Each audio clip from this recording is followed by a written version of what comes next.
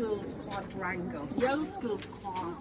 And this was the headquarters of Oxford University way back in the 1600s, early 1600s, when good old King James, there he is on his 5-tier wedding cake, was ruling England, Scotland and Ireland. Not Wales, Scotland and Ireland, the UK and Ireland. And this was the headquarters, and still very much today the beating heart of this university. And if you look above each door, you'll see in the language of Latin each subject is listed, because these were the classrooms, early 1600s. 1602 this building is. It's quite amazing.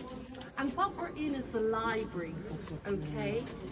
So, out that archway over there is the Western Library, that modern looking library I showed you, where you can buy tickets to go in here. Divinity School, we saw the other side of it a minute ago.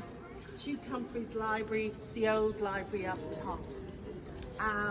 Bodleian Library is called, and there's another library out the other archway here called the Radcliffe Camera. You're going to see it in a minute. And these are the 4 main libraries of Oxford, okay? Over the 100 libraries, these are the 4 chief spots. And basically, these libraries are a little bit different to your library at home, okay? They're called legal deposit status libraries. Every single book ever published since 1610 in the English language is here.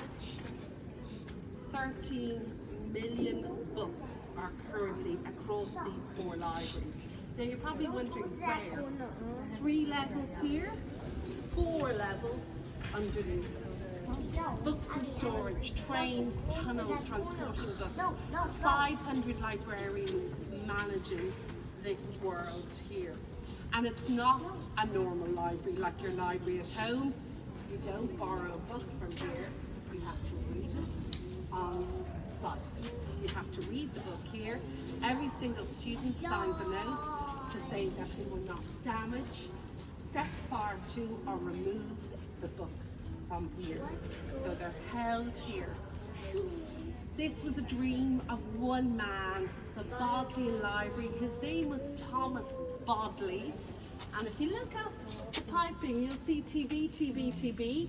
4 gargoyles across TB. He loved himself, Thomas Bodley. His name is everywhere, and it's not tuberculosis. It's Thomas Bodley, I swear. And he started early 1600s, 2,000 books, and it grew and it grew and it grew to 13 million folios, manuscripts, books today, from endowments, legacies, wills, philanthropy, donations, all being pumped into here.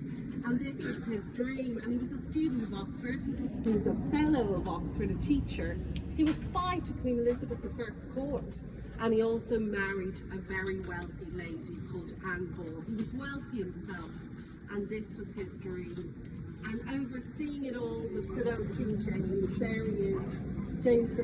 Does anybody know anything about James?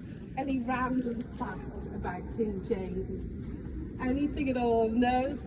His mother was Mary, Queen of Scots. Have you heard of Mary, Queen of Scots? Yeah, have you seen the movie? There's a lovely movie. You should watch after today, because the first shot, it's filmed here. The first shot is Saoirse Ronan, the actress, Mary, Queen of Scots, walking up here to be beheaded by her cousin, Queen Elizabeth I, who was Protestant. Mary, Queen of Scots, was Catholic. And James is her son.